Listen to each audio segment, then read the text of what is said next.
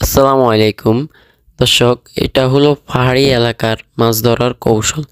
দেখুন, এখানে ঝর্ণার পানি জোয়ারে যখন আসে তখন গর্তে মাছগুলো লুকিয়ে যায়। পরবর্তীতে জোয়ার চলে গেলে এভাবে পাহাড়িরা মাছগুলোকে ধরে নেয়।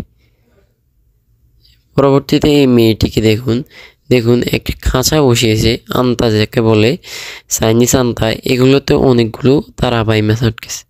দেখুন, এটাও একটি পাহাড়ি ঝর্ণার মুখে একটি খাঁচা বসিয়েছে, যার ভিতরে খাবার দিয়ে এখানে অনেকগুলো কার্প জাতীয় আমাদের দেশীয় প্রজাতিরও মাছ রয়েছে। যার মধ্যে দেখুন, পাহাড়ি উজানে মাছ ধরার আরেকটি কৌশল দেখাই।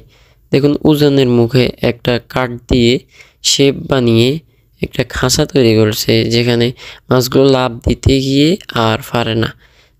তারপরে পাথর দিয়ে এখানে একটা ব্যবস্থা করে দেবে যাতে পাথরের ভিতরে আটকে যায়। এরপরে পাহাড়িরা এসে এই মাছগুলো কালেক্ট করে নেয়। দেখুন, ছোট মাছ, কার্প জাতীয় মাছ, সব ধরনের মাছই এখানে পাওয়া যায়।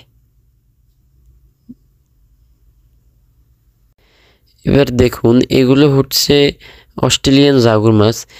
এইটি একটি যে খাল, যেখানে শুকিয়ে নেওয়া হয়েছে, নিয়ে এখন মাছগুলোকে সংগ্রহ করা হইতেছে। দেখুন, কতগুলো মাছ একসাথে এক জায়গায়।